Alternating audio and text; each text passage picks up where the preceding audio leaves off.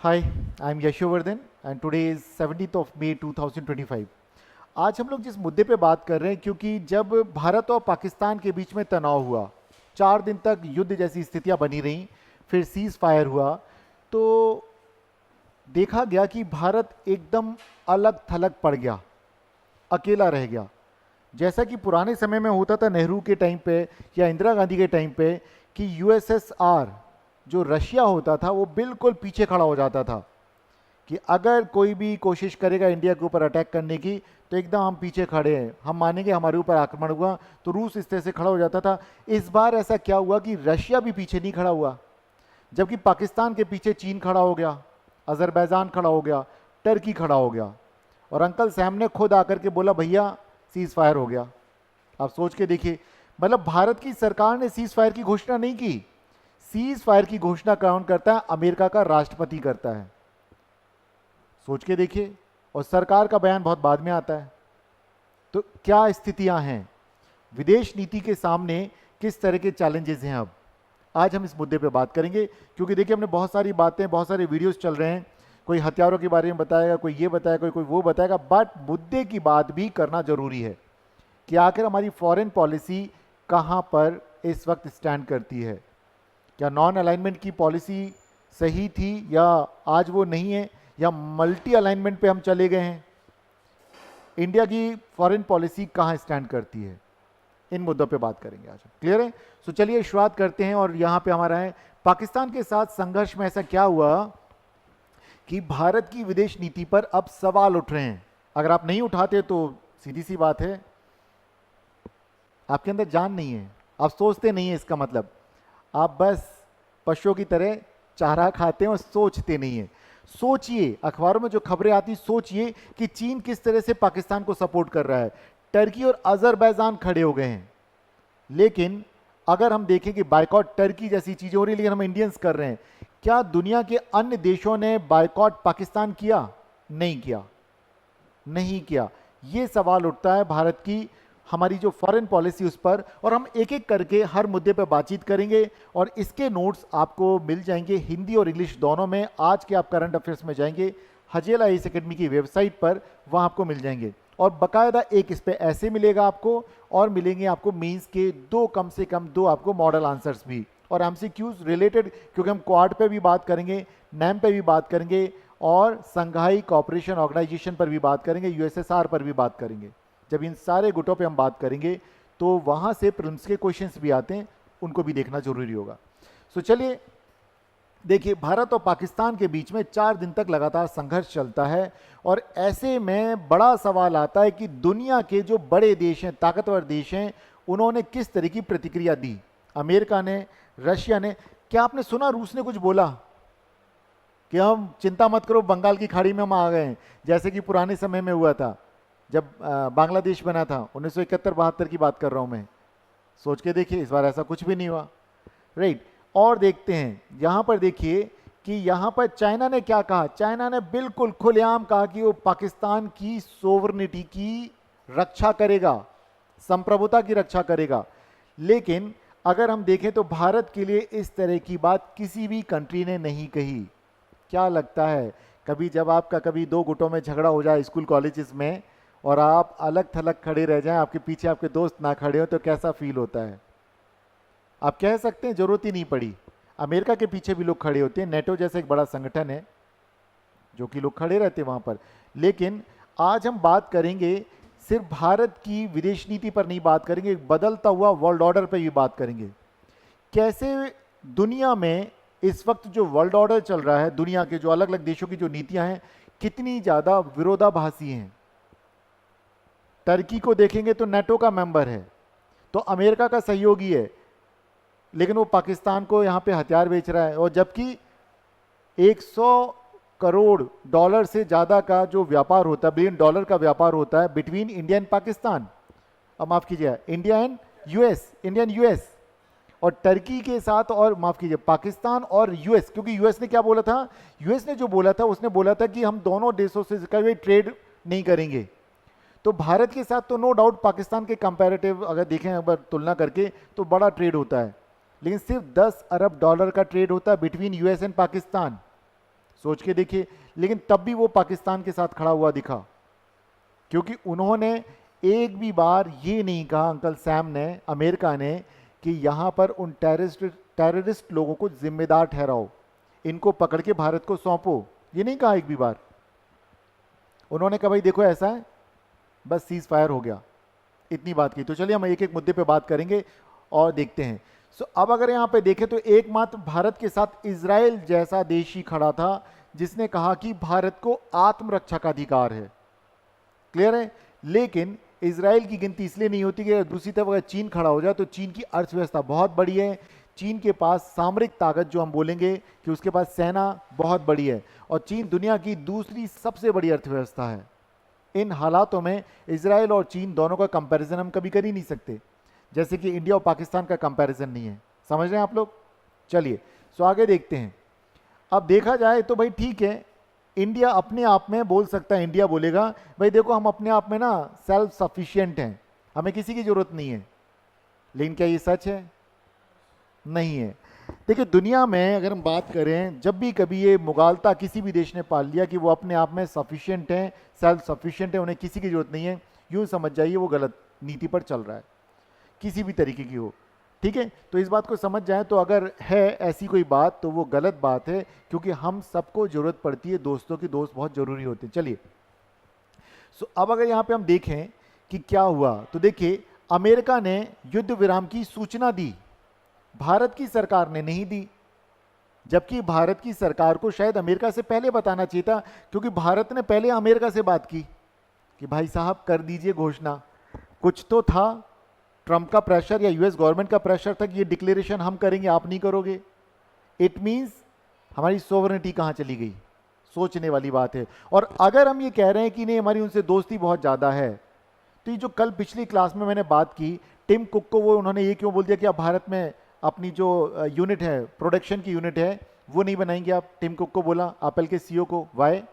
सोचने वाली बात है कि हमारी विदेश नीति पर कितने सारे क्वेश्चन मार्क लग रहे हैं। और देखते हैं, देखिए अब ट्रंप ने यहां पर अपने सोशल मीडिया पोस्ट में ये क्या लिखा कि भाई जो भी लिखा उन्होंने क्या कहा, सीज फायर कर रहे हैं, और किसके आधार पर? ट्रेड के कारण कर रहे हैं, वहां पर टेररिज्म की तो कोई बात ही नहीं की। इट मींस दोनों को एक ही तराजू पर रख दिया कि भैया दोनों ट्रेड। लेकिन दोनों की ट्रेड की अगर हम बात करें तो जहां पर 100 करोड़ से 100 बिलियन से ज्यादा का ट्रेड इंडिया के साथ होता है, पाकिस्तान के साथ सिर्फ 10 बिलियन डॉलर का होता है। अब अंदाजा लगाइए, तो वो एक साथ, दोनों को अगर एक साथ खड़ा कर देते हैं, एक ही तराजू पे तौल देना जिसे बोलते हैं, तो ये भी भारत के साथ गलत हो रहा। अगर ये हो रहा है तो इट मीन्स भारत की फॉरेन पॉलिसी कहीं ना कहीं कमजोर है, वीक है, तभी कोई इंपॉर्टेंस नहीं दे रहा। और देखते हैं, भारत ने हमेशा से कहा कि कश्मीर के इशू पर उसे किसी का भी मीडिएशन नहीं चाहिए, लेकिन इन्होंने क्या बोला? एक इंडिपेंडेंट न्यूट्रल प्लेस पर, ये कौन बोल रहा है? डोनाल्ड ट्रंप बोल रहा है कि न्यूट्रल प्लेस पर बातचीत की जाएगी, कश्मीर के इशू को रिजॉल्व करेंगे। लेकिन इंडिया ने कश्मीर की तो बात ही नहीं की। इट मींस कश्मीर के मुद्दे का अंतरराष्ट्रीयकरण जो पाकिस्तान चाहता था वो हो गया कि न्यूट्रल प्लेस पे जाकर के बात करेंगे। बोलेगा कतर आ जाओ, यही बोलेगा, ठीक है, आते हो शाम को हवेली पे, जैसे ट्रंप बोल देंगे कतर आ जाओ, क्योंकि वो कतर जा रहे थे। और देखिए अब जरा, अब अगर हम देखें तो यहां पर अगर हम देखा जाए कि अगर क्या हुआ, तो यहां पे हम कुछ देशों के साथ अगर देखेंगे कि कैसे दोनों के साथ किस तरह से बिहेवियर हो रहा है, तो देखा जाए पाकिस्तान, अगर हम देखें, हाँ, सऊदी अरब के विदेश राज्य मंत्री पहले भारत आए फिर पाकिस्तान जाते हैं, मतलब दोनों के साथ वो एक जैसे संबंध रख रहे हैं। ईरान के साथ भी देखिए, ईरान के विदेश मंत्री पहले पाकिस्तान जाते हैं फिर भारत आते हैं, जबकि हमारा ट्रेड उनसे ज्यादा होता है। यहां मान सकते कि दे ऑल आर मुस्लिम, सो एक कम्युनिटी, एक रिलीजियस कम्युनिटी के कारण में भी शायद उनके सेंटीमेंट्स, जो रिलीजियस सेंटीमेंट्स हैं वो जुड़ते होंगे। मे बी टर्की का भी यही रीजन है, हम उस पर ही बात करेंगे, क्या यही बड़े रीजन है, कुछ और बड़ा रीजन है। अब देखिए एक यहां पे टर्म आएगा, भारत पाकिस्तान से खुद को डीहाइफनेट करने की कोशिश करता है। इसका मतलब क्या है, इसे समझ लेते इस वर्ड को। तो देखिए भारत पूरी कोशिश करता है कि उसको पाकिस्तान के साथ एक तराजू पे ना रखा जाए, लेकिन ईरान ने भी रख दिया, अमेरिका ने भी रख दिया, और सऊदी अरेबिया ने भी रख दिया। कैसे? देखिए डीहाइफनेट का मतलब ऐसे समझिए कि कोई भी देश के साथ अगर हमारे संबंध हैं तो वो हमें हमारे प्रतिद्वंदी के बराबर ना समझे, हमें उससे ज़्यादा अहमियत दे, अलग से विशेष वरीयता दे। लेकिन ऐसा हो नहीं रहा है। ये हमने कब कर रखा था? इंडिया की पॉलिसी थी ड्यूरिंग नेहरू, जब नैम पे हम चलते थे, नैम की पॉलिसी पे नॉन अलाइनमेंट मूवमेंट जो था कि हम किसी के अलाई नहीं है, वी आर न्यूट्रल, जब इस पॉलिसी पे चलते थे तब इंडिया ने यूएसएसआर के साथ और यूएसए दोनों को पैरेलल रखता था, दोनों फुटबॉलों से एक साथ खेला करता था। जैसे जगलर्स होते हैं ना, 4-5 बॉल नचाते हैं, तो भारत दोनों के साथ ऐसे करता था, दोनों से फायदे लेता था। तब भी यूएसएसआर उसके पीछे एकदम खड़ा रहता था। जब जब युद्ध हुए तब तब यूएसएसआर पीछे खड़ा हो जाता था। और यूएसएसआर जब कोलैप्स कर गया, डिक्लाइन कर गया, हम बोलें उसका विघटन हो गया, उसके बाद रूस भी खड़ा रहता था। इन पिछले कुछ अरसे से सन 2016 के बाद से हमारी पॉलिसी में कुछ चेंजेस हुए हैं, एक तरह का हम जिसे पैराडाइम शिफ्ट हो गया। अब वो चीज़ हमें दिखती है कि रशिया इस बार के युद्ध में बिल्कुल भी नहीं खड़ा हुआ। मे बी शायद फ्रांस के साथ जो हमारी राफेल की डील हुई है एयरफोर्स के लिए और जो मरीन के लिए, ये बहुत बड़े रीज़न रहे हैं कि भाई मिग की जगह अब क्या ले लिया आपने, ले लिया राफेल। और मे बी शायद यूएसए भी खुल के इसलिए नहीं आया हो कि आपने हमारा फाइटर जेट नहीं ले रहे हैं, F-35 समथिंग कुछ ऐसी नाम है, एडवांस लेवल का जो 5th जनरेशन का स्टील्थ फाइटर जेट है। सो आप सोच के देखिए कहां पर है स्थिति। मतलब इन सारी घटनाओं को जोड़ना है जब हम फॉरेन पॉलिसी की बात करेंगे। चलिए, सो अब देखते हैं कि मोदी सरकार की विदेश नीति कितनी सफल रही और कितनी असफल। हम यहां पे सिक्के के दोनों पहलू देखेंगे। एक तरफ लगेगा कि हाँ ये तो फेलियर है, बट क्वाइन का सेकंड फेज भी देखेंगे जिस पे हमें चर्चा करना बहुत जरूरी, क्योंकि जब भी कभी आप अपना आंसर लिखेंगे मेंस में, या आप ऐसे राइटिंग में आप लिखेंगे कुछ, या अपने इंटरव्यू में जब आप जवाब देंगे, तो आपको एक बैलेंस, एक सदा हुआ जवाब देना है। क्यों? इसलिए मैं आपको दुनिया भर के जितने जो विरोधाभास हैं, ठीक है, वो मैं आपको बताऊंगा कि किस तरह से हम देखते हैं, कितने अलग अलग तरह के पैराडॉक्स हमें यहाँ पे दिखते हैं लोगों की फॉरेन पॉलिसी में अलग अलग कंट्रीज के। सो अब अगर हम यहाँ देखें, जैसे कि बात करते हैं यहीं पर हम कि भारत और पाकिस्तान की अगर बात करें, तो अमेरिका के साथ जहां हमारा 140 अरब डॉलर का व्यापार होता है, वहीं पाकिस्तान का मात्र कितना, 10 अरब डॉलर, बिलियन बोल सकते हैं इसको आप, अरब, ठीक है, ध्यान रखें। लेकिन यहां पे यूएस ने क्या किया, डोनाल्ड ट्रंप ने दोनों को एक साथ रख दिया। डी हाइफनेट करने की जो पॉलिसी थी वो लागू ही नहीं हो पाई यहाँ पे, कि इंडिया ने अपने आप को रखा कि हम अलग हैं भाई, हम इनके जैसे नहीं है, लेकिन ऐसा पॉसिबल नहीं हो पाया। एक तो ये देखते हैं, और देखते हैं पाकिस्तान ने हमेशा चाहा कि JNK की जो प्रॉब्लम है, प्लीज जूनियर ध्यान दीजिए, पाकिस्तान ने हमेशा चाहा कि ये जो इशू है JNK का, इसको इंटरनेशनल प्लेटफॉर्म्स पे वो रेज करे समय समय पर। जब भी कहीं कुछ होता है वो मुद्दा उठा देता है कि भारत क्या कर रहा है कि कश्मीर के ऊपर ऑक्यूपाई करके रखा है। क्योंकि नेहरू लेके गए थे जब इसको यूएनओ में, तो वहां पर यह बात हुई थी कि यहां पर रेफरेंडम कराया जाएगा, रेफरेंडम, प्लेबसाइट, हिंदी में जिसे बोलते जनमत संग्रह, वो कराया जाएगा, और उसके बाद तय किया जाएगा कि कश्मीर की जनता किसके साथ रहना चाहती है। हालांकि लागू नहीं हो पाया, लागू नहीं हो पाया क्योंकि पाकिस्तान ने भी जो उसके लिए रखी गई थी कंडीशंस, उसको फुलफिल नहीं किया, तो इंडिया ने भी नहीं किया, राइट। तो उसको वो इशू बनाने का मुद्दा मिलता है कि यूएनओ ने बोला था ये कर दो, यूएनओ ने बोला था ये कर दो, इस तरह का इशू बताता है कि इनकी ऑटोनॉमी भी खत्म कर दी, जो आर्टिकल 370 को हमने अबोलिश कर दिया। सो कुल मिलाकर के पाकिस्तान को तो यहाँ पे एक बेनिफिट ये मिल गया कि जब डोनाल्ड ट्रंप बोलते हैं कि इनके बीच में कश्मीर का इशू 1000 सालों से चला आ रहा है, ये डोनाल्ड ट्रंप की एक बात है जिसे हम मानेंगे उसको इतिहास की जानकारी नहीं है, क्योंकि वो अंकल सैम है, दुनिया के पिताजी हैं वो, उनके पास सबसे ज़्यादा पैसा है, सबसे ज़्यादा पावर है। और ध्यान रखिएगा कि जो कमज़ोर होता है ना, उसको हर कोई कुछ ना कुछ सलाह देके चला जाता है।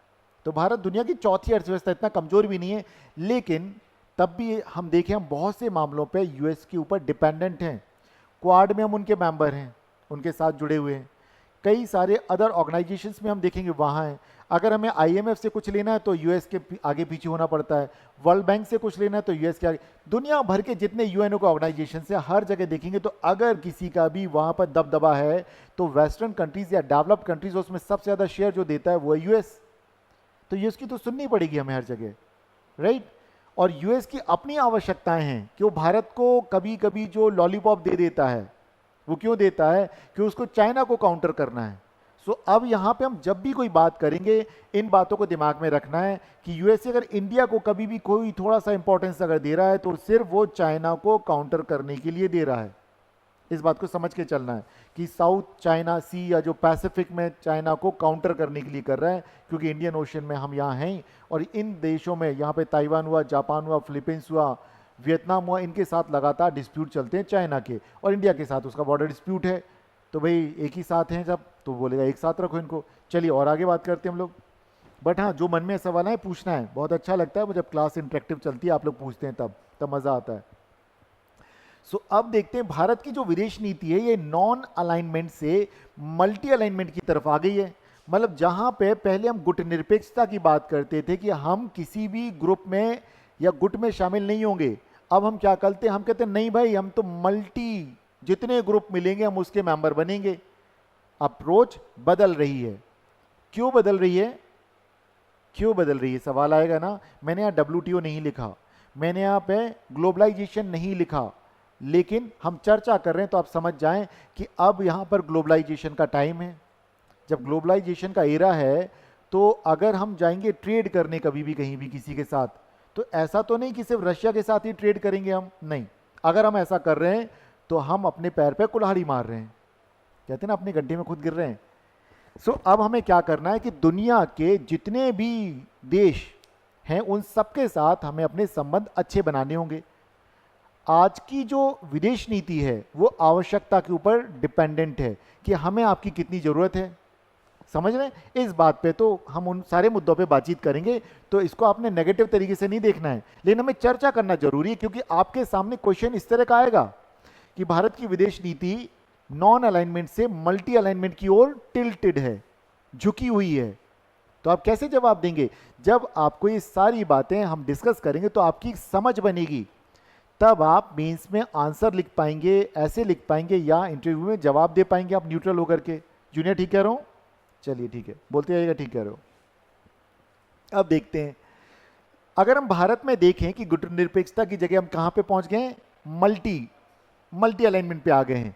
सो ये जो नीति है, बोला जाता है कि भाई इसको मोदी और जयशंकर ने इसको बदलाव किया है और 2016 से फैक्ट्स मिलेगा, लेकिन 2012 से इसमें चेंज दिखते हैं जब शशि थरूर ने ये बातें कही थी। आपको दिखा दूंगा क्या बातें कही थी, बोलता हूं फिर हम उस पर आते हैं। उन्होंने कहा था कि अब वर्ल्ड ऑर्डर चेंज हो रहा है, सो हमें नॉन अलाइनमेंट अब हमारे लिए उसका कोई सिग्निफिकेंस नहीं है, उसकी प्रासंगिकता समाप्त हो गई है। दुनिया बदल रही है, अब वो दुनिया दो पोल्स में डिवाइडेड नहीं है कि एक कैपिटलिस्ट ग्रुप हो जाएगा वेस्टर्न कंट्रीज का और एक हो जाएगा सोशलिस्ट या कम्युनिस्ट ग्रुप, चाइना, यूएसएसआर जिसको लीड करेंगे। और इंडिया भी एक जमाने में पूरी तरह से सोशलिस्ट अप्रोच पर चलने वाली अर्थव्यवस्था थी। भले हम बोलते थे कि हम मिक्स्ड इकोनॉमी है, लेकिन धीरे धीरे चाइना है वो कैपिटलिस्ट अप्रोच पे चला गया, इंडिया मिक्स्ड पर चल रहा, लेकिन धीरे धीरे जिस तरह से हम ग्लोबलाइजेशन को लागू करते चले जा रहे हैं, जिसमें हम प्राइवेटाइजेशन करते चले जा रहे हैं नेशनलाइजेशन की जगह, तो धीरे धीरे हम भी वहीं पे, हमारा भी शिफ्ट वहीं पे उसी तरफ हो रहा है। तो चलिए अब देखते हैं। सो यहाँ पर अगर हम देखें तो जयशंकर की जोड़ी और नरेंद्र मोदी की जोड़ी को कहा जाता है कि मल्टी अलाइनमेंट या बहुपक्षीय राह की तरफ मोड़ने का इनको क्रेडिट दिया जाता है। लेकिन अगर आप देखेंगे तो सबसे पहले इस तरह के इस टर्म का इस्तेमाल किया गया था 2012 में शशि थरूर के द्वारा, जब वो क्या थे, ह्यूमन रिसोर्स डेवलपमेंट में स्टेट मिनिस्टर थे, राइट। तब उन्होंने कहा था, देखिए क्या कहा, उन्हीं की बात पे बात करेंगे। शशि थरूर ने कहा था नॉन अलाइनमेंट यानी गुटनिरपेक्षता की नीति अपना प्रभाव खो चुकी है, अब वो उतनी प्रभावशाली नहीं है। 21वीं सदी मल्टी अलाइनमेंट की सदी है, भारत समेत कोई भी देश दूसरे देशों से सहयोग के बिना आगे नहीं बढ़ सकता है। बिल्कुल सही है, हम एक ऐसी दुनिया में रह रहे हैं जहां अलग नहीं रहा जा सकता। भारत भी ज्यादा पहले से वैश्विक हुआ है, ग्लोबलाइजेशन का एरा है भाई। आप अपने आप को एक कहते हैं ना क्लोज्ड इकोनॉमी बना लें या दीवार के अंदर रख लें, पॉसिबिलिटी नहीं है।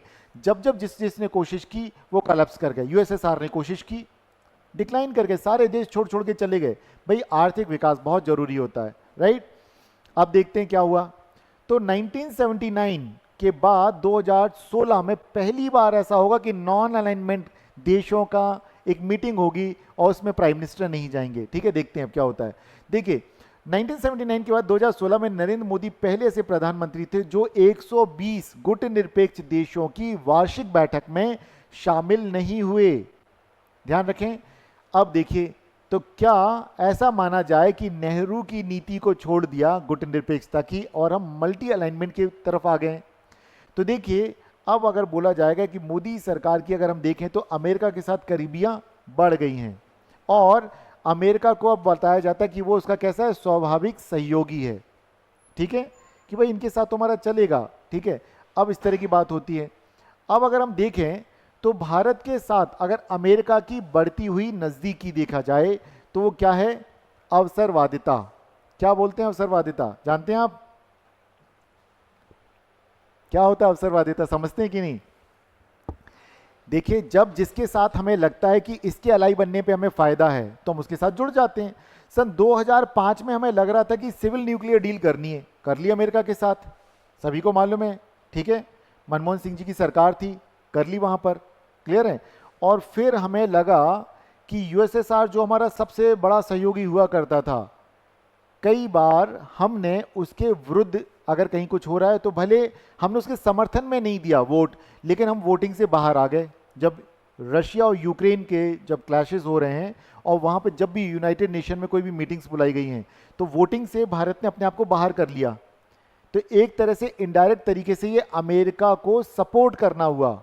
या तो आप बिल्कुल खड़े हो जाते, नहीं भाई मैं वोटिंग में हूँ और मैं रशिया के फेवर में वोट करूँगा, लेकिन ना तो रशिया से दुश्मनी ना अमेरिका से।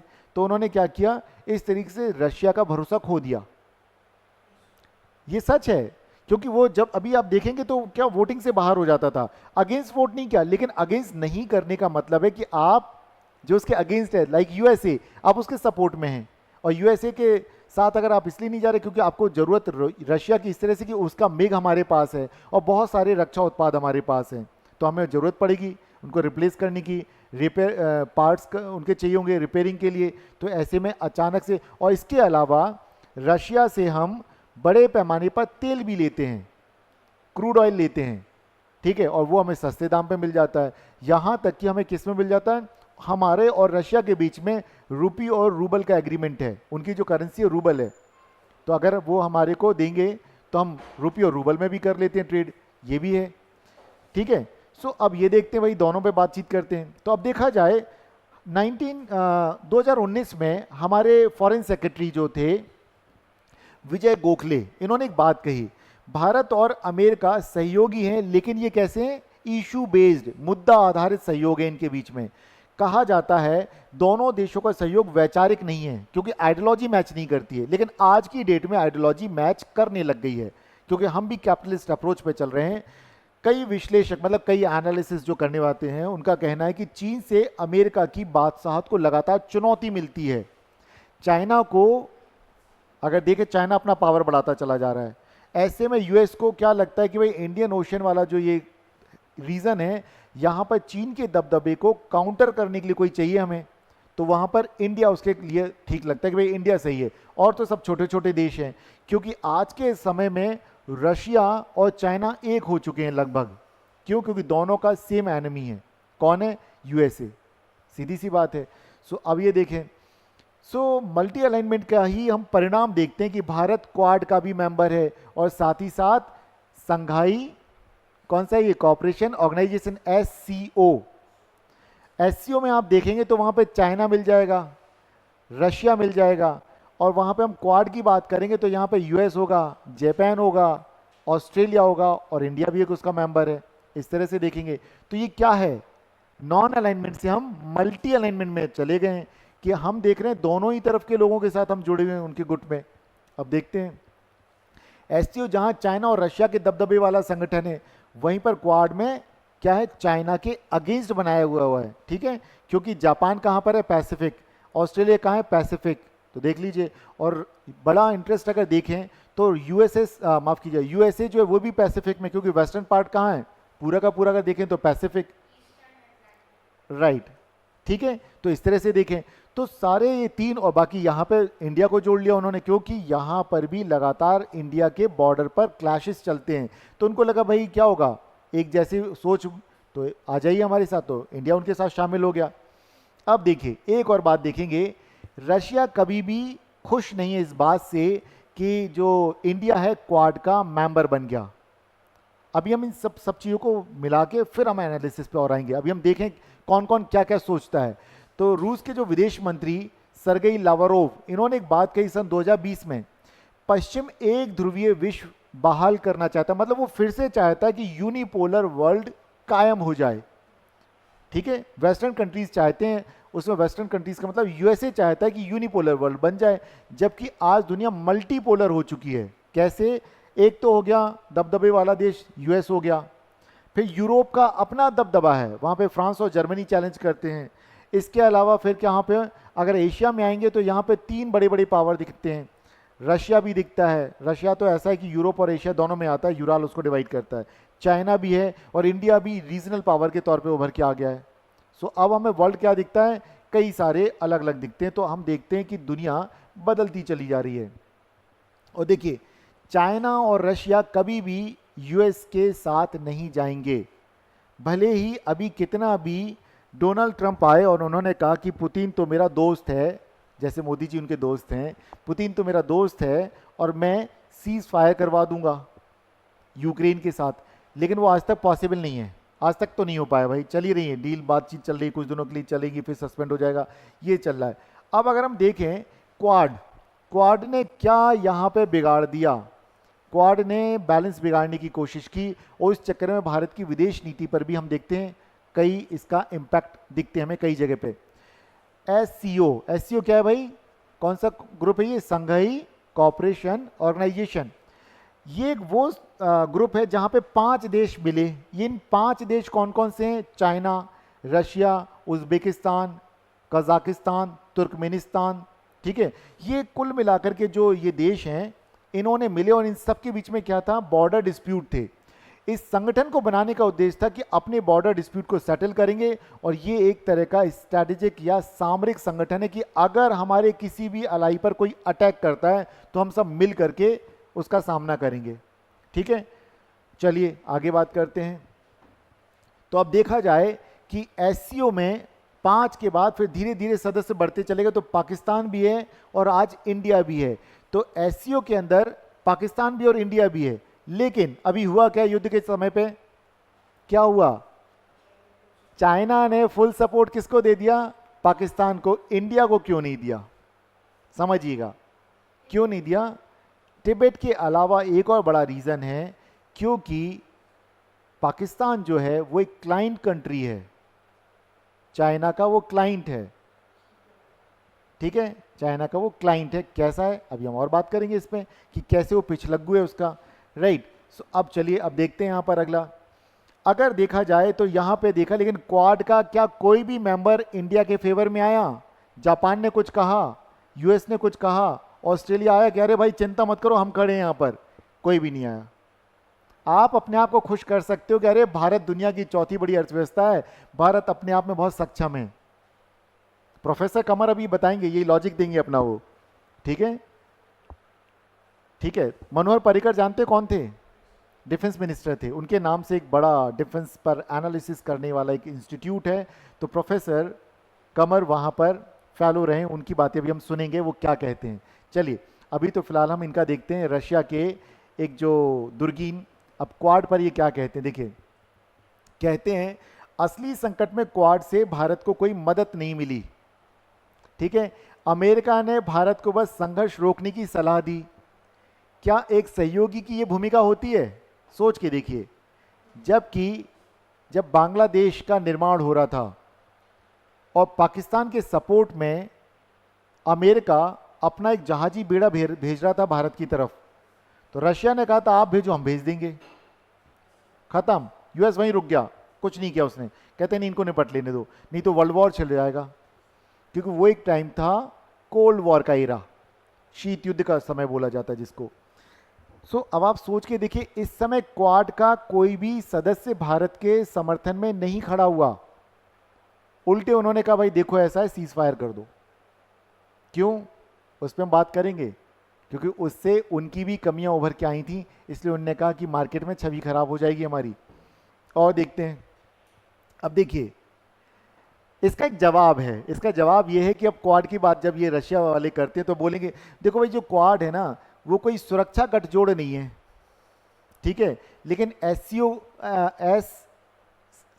जो है वो है, तो भाई इंडिया भी तो उसका मेंबर है, फिर क्यों नहीं किया? चाइना ने ऐसा तो बोले नहीं भाई देखो झगड़ा मत करो, उन्होंने बोला हम, चाइना ने क्या बोला, पाकिस्तान की सोवरेनिटी का रक्षा करेंगे, प्रोटेक्शन करेंगे, ये बहुत बड़ी बात थी।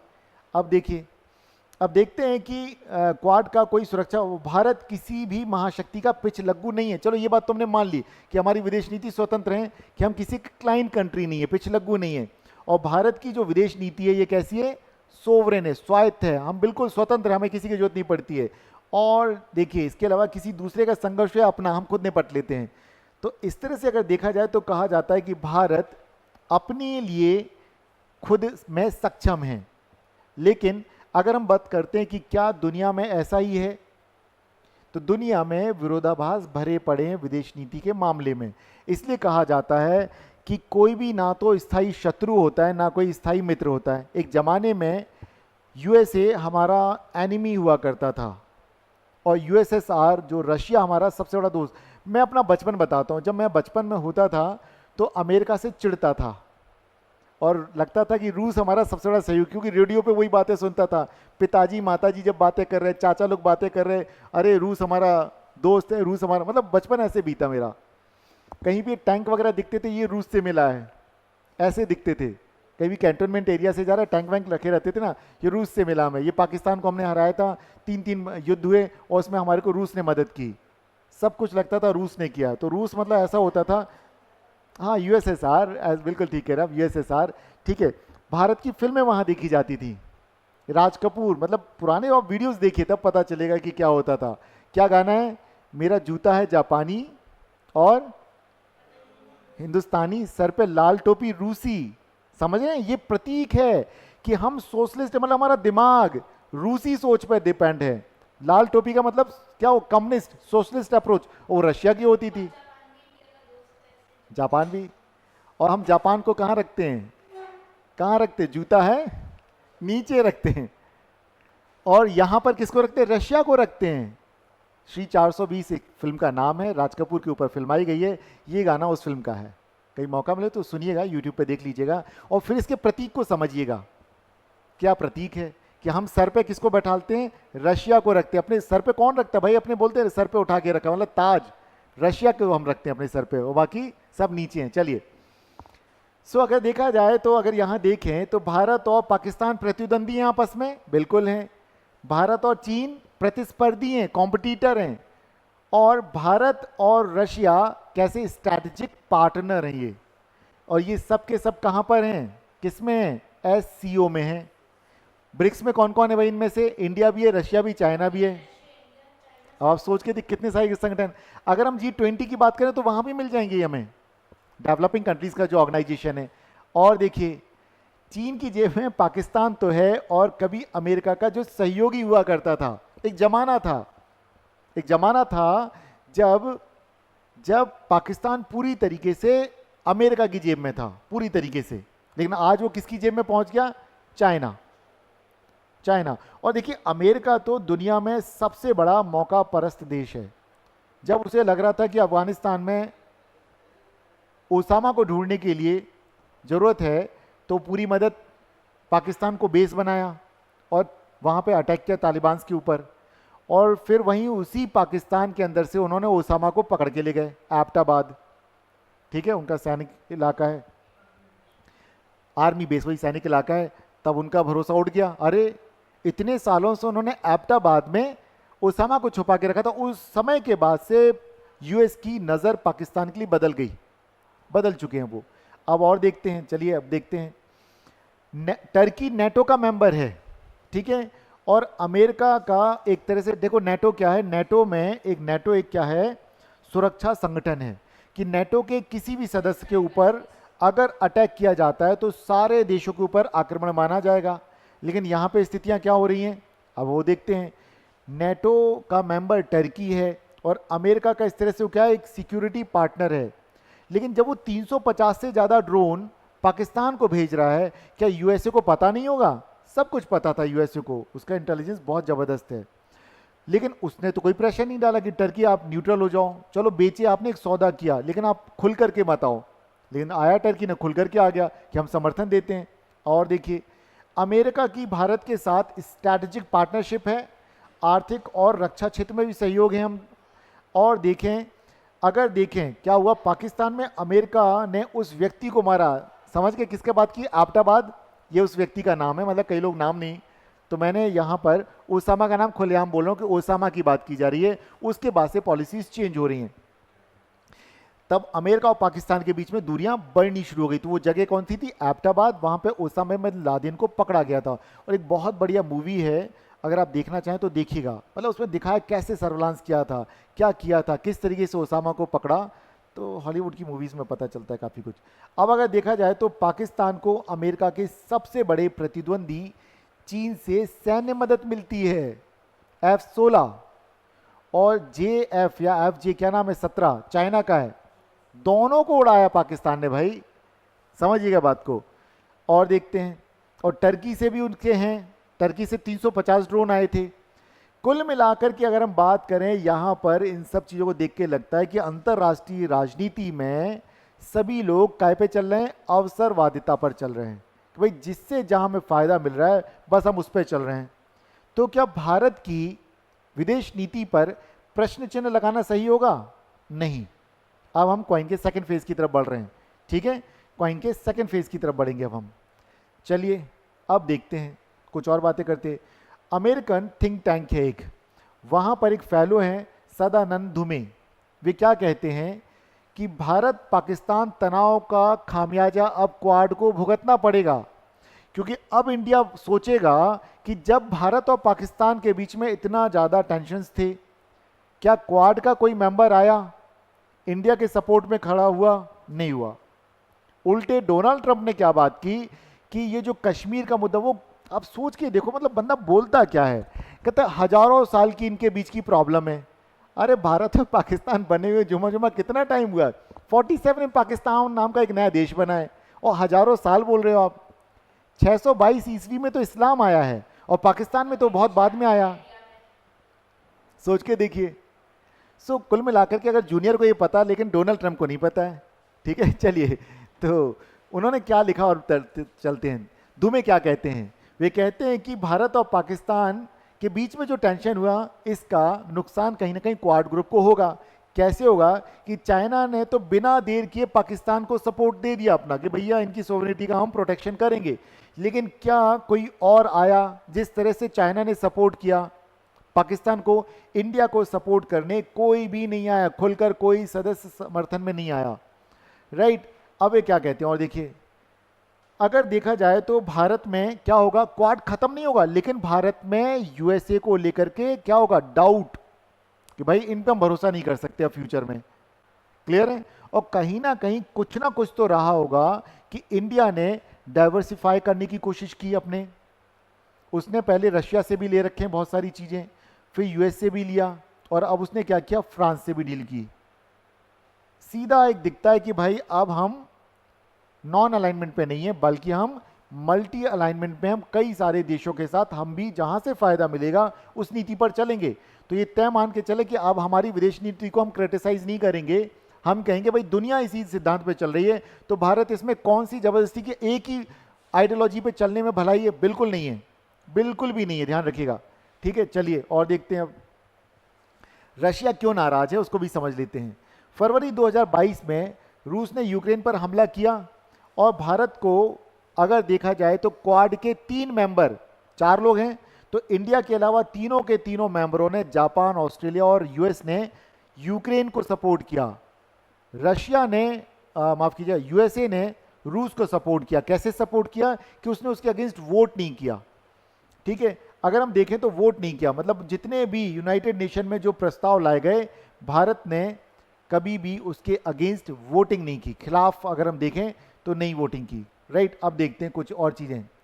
अब अगर ये क्वेश्चन आता है new world order, UPSC mains में सवाल पूछे जाते हैं, जो भी हम बातें यहाँ कर रहे हैं और जिन संगठनों के हमने नाम लिए वो प्रीलिम्स में आ जाते हैं और मेंस में भी आ जाते हैं, लेकिन ये जो वर्ल्ड ऑर्डर की जो हम बातें कर रहे हैं, इस तरह के क्वेश्चंस पे आता है ऐसे, और आते हैं यूपीएससी मेंस में आपके क्वेश्चंस, तो आपको समझ होनी चाहिए।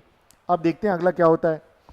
अब अगर यहाँ देखें कि तो न्यू वर्ल्ड ऑर्डर में क्या हो गया, भारत चीन के दबदबे वाले ब्रिक्स और एससीओ का मेंबर है, और यहाँ पर कि चाइना और रशिया का दबदबा है इन दोनों संगठनों में, और एससीओ में तो चाइना का ज़्यादा है, रशिया का कम है, क्लियर है।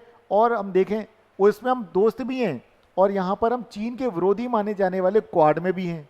ये क्या दिखाता है कि एक नया वर्ल्ड ऑर्डर चल रहा है। जो कभी नॉन अलाइनमेंट की बात करता था, आज वो एससीओ का भी मेंबर है और क्वाड का भी मेंबर है, ब्रिक्स का भी मेंबर है और क्वाड का भी मेंबर है। सोचने वाली बात है। तो ये एक नया वर्ल्ड ऑर्डर उभरता हुआ दिख रहा है कि वर्ल्ड अब यूनिपोलर तो नहीं होने वाला, वर्ल्ड अब यूनिपोलर नहीं होने वाला, बल्कि मल्टीपोलर वर्ल्ड की तरफ चीजें बढ़ रही हैं। और देखते हैं, देखिए अब ट्रंप जब दोबारा सत्ता में आते हैं तो जो अमेरिका कभी रशिया के अगेंस्ट हुआ करता था, अब वो यहाँ पर क्या करता है कि रशिया के साथ दोस्ती की बातें करता है। ट्रंप पुतिन के साथ दोस्ती की बातें करते हैं। वे एक वक्त तो यूक्रेन को एक तरह से जैसे पिता नहीं डांट देता, एक मीटिंग चल रही है, आप सोच के देखिए व्हाइट हाउस में, और वहाँ पे उस तरह का व्यवहार कर दिया, और बदले में हालांकि जेलेंस्की ने भी ऐसे ही किया फिर उनके साथ, ठीक है, और उठ के चले गए। वहाँ की मीडिया ने दुनिया भर की बातें छापी फिर यूएसए के अगेंस्ट। तो ये स्थितियाँ क्या दिखाती हैं कि चीज़ें बदल रही हैं, बदल रही हैं। और देखते हैं, अब देखिए मनोहर लाल पारिकर जो इंस्टीट्यूट है डिफेंस स्टडीज एंड एनालिसिस का, वहाँ पर associate fellow professor Mohammad Mudasir Qamar, professor Qamar क्या कहते हैं, वे कहते हैं कि भारत की विदेश नीति में अगर देखा जाए तो हाल के तनाव में कहते फेल नहीं हुई। मैं इनसे सहमत हूँ, प्रोफेसर कमर से मैं सहमत हूँ। जब हम आगे की बातें देखेंगे वही बातें आपने लिख के आनी है। क्वेश्चन आएगा कि क्या विदेश नीति फेल हुई, आप कहोगे ना, ये कॉइन का एक फेज है, उस कॉइन का सेकंड फेज कुछ और है, उसको हम समझेंगे। अब देखते हैं, वे कहते हैं नाकाम नहीं रही। कैसे? भारत कोई क्लाइंट स्टेट नहीं है पिछलग्गू, जैसे कि पाकिस्तान चाइना का है। देखो भाई, कोई भी अगर पिछलग्गू होगा तो उसको सपोर्ट करना पड़ेगा ना, कि नहीं करना पड़ेगा? फिर तो बोलना पड़ेगा नहीं नहीं न्यूट्रल नहीं रह पाएंगे, भाई देखो आप ऐसा गलत कर रहे हो, ठीक है। इस बात को समझिएगा कि क्लाइंट स्टेट नहीं है, और इसीलिए चीन पाकिस्तान के साथ खड़ा रहा। क्यों? क्योंकि वह उसका क्लाइंट स्टेट है। पाकिस्तान स्वायत्त नहीं है। पाकिस्तान अपने हर मामले में, अपनी विदेश नीति में चीन से मशवरा करता है, चीन से बात करता है, तब जाके आगे बढ़ता है। लेकिन भारत को जरूरत नहीं पड़ती है। अगर डोनाल्ड ट्रंप ने यह घोषणा की, क्या की उन्होंने, कि हम मध्यस्थता कर रहे हैं और इस कश्मीर के मुद्दे को रिजॉल्व करेंगे, और दोनों के बीच में सीज फायर हो गया। भारत ने कुछ समय बाद क्या बोल दिया कि हमें तीसरे की जरूरत नहीं है, जब भी होगा हम निपट लेंगे। शिमला समझौते में हमने यही तय किया था कि हम आपस की जो प्रॉब्लम्स हैं हम इसे बाईलैटरल रखेंगे, मल्टीलैटरल नहीं बना रहे हैं। और मोदी जी ने मंच से ये बात बोल दी थी। अब आप सोच के देखिए।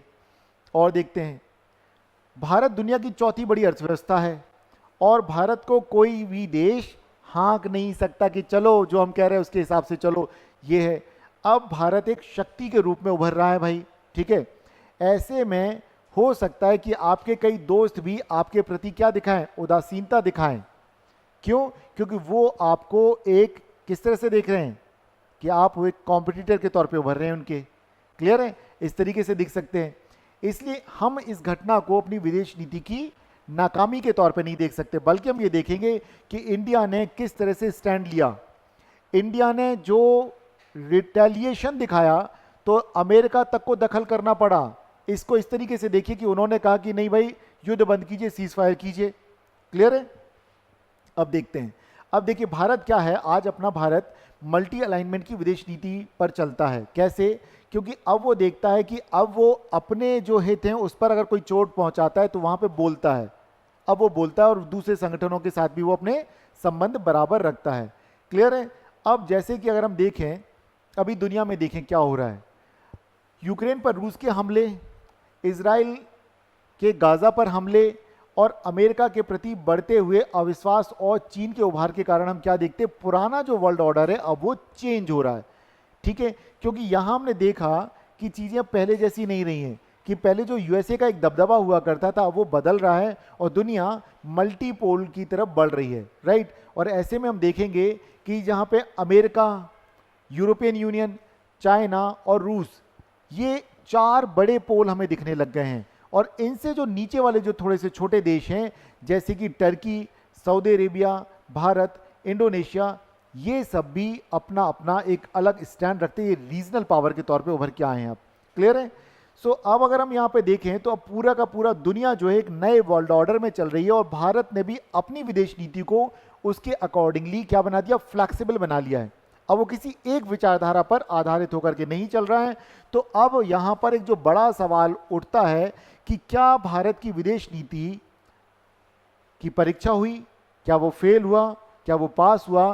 तो यहां पर हम देखें कि भारत अगर अलग थलग दिख भी रहा है तो वो सिर्फ और सिर्फ अपनी ताकत के बलबूते दिख रहा है, कि अब भारत इतना सक्षम है कि वो पाकिस्तान जैसे देशों के विरुद्ध कामयाब हो सकता है। अब अगला सवाल, चाइना, यूएस क्यों आ गए। देखिए, हम सबको मालूम है, इतने दिनों में हम लोग लगातार खबरें सुन रहे हैं कि जो चाइना का जो डिफेंस सिस्टम है पाकिस्तान उसका इस्तेमाल कर रहा था, और इसके अलावा पाकिस्तान F-16 का इस्तेमाल कर रहा था जो अमेरिका से खरीदा हुआ एक जेट है, फाइटर जेट है, और JF-17 का इस्तेमाल कर रहा था तो चीन से खरीदा गया है। PL-9, 15 ये सारी मिसाइलें कहाँ से लिए, चाइना से लिए हैं। ड्रोन कहाँ से लिए, टर्की से लिए हैं। और 4 दिनों में स्थितियां ऐसी पैदा हो गई कि वहां पे त्राहिमाम मच गया। पाकिस्तान को जाना पड़ा यूएस के पास कि भाई सीज फायर करा दो। क्लियर है, इस बात को समझिए। क्यों, क्योंकि इससे F-16 का भी पता चला कि F-16 का अगर इस्तेमाल किया पाकिस्तान ने, लेकिन उसको सक्सेस नहीं मिली। JF-17 का इस्तेमाल किया, वहां सक्सेस नहीं मिली। ड्रोन इस्तेमाल किए, वहां सक्सेस नहीं मिली। और जब भारत ने रिटेलिएशन दिखाया बदले में, तो उसने उनकी करीब 12 से 9 जो उनकी फैसिलिटीज थी, जहां से वो अपनी एयरफोर्स की जो फैसिलिटीज थी उसको डिस्ट्रॉय कर दिया। ये एक बड़ा कदम था, इस बात से पूरी दुनिया चौंक गई। और कुछ समय तक आप देखेंगे भारत को अलग थलग करने की कोशिश की जाएगी। अब क्यों, कोई नहीं चाहेगा कि भारत भी एक उभरता हुआ बाजार बने, कि भारत की ब्रह्मोस को कोई खरीदे। ध्यान रखिएगा इस बात को, क्योंकि जो कमाल दिखाया वो ब्रह्मोस ने दिखाया। ब्रह्मोस ने जो दिखाया कि भाई उनकी हवाई पट्टियों पे 20-20 फुट गहरे गड्ढे कर दिए, ना तो प्लेन वहां से टेक ऑफ कर सकता, ना वो लैंड कर सकता है, और उनके पास एयरक्राफ्ट कैरियर्स है नहीं। अब ऐसे में चाइना अगर आ जाता तो वर्ल्ड वॉर छिड़ जाता, क्योंकि चाइना जैसे ही आता डायरेक्ट, तो ये तय मान के चलिए कि नाना करते हुए भी यूएसए को कूदना पड़ता इस युद्ध में।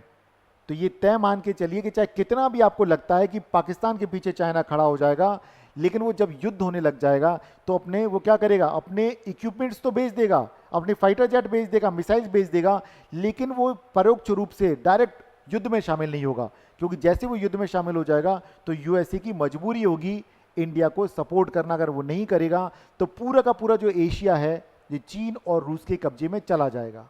समझ रहे हैं आप। तो भारत की विदेश नीति फेल नहीं हुई है, बल्कि भारत की विदेश नीति अब प्रैक्टिकल हो गई है। मैं इसे अवसरवादिता नहीं बोलूंगा, मैं बोलूंगा प्रैक्टिकल हो गई। क्लियर है। So thank you so much, आपने इतने धैर्य से मेरी बातों को सुना। अब हम मिलेंगे अगले दिन अगले विषय पर, और इस दौरान आपने करना क्या है, इसके नोट्स आपको मिल जाएंगे वेबसाइट पर, हाजी आईएएस अकेडमी पर। वहां जाइए और वहां से आप हिंदी इंग्लिश दोनों मीडियम में डाउनलोड कर लीजिए। तो ये आपके ऐसे के लिए, मेंस के आंसर्स के लिए, इंटरव्यू के लिए और आपकी एक अप्रोच बनाने के लिए आज का लेक्चर था। Right. Thank you so much.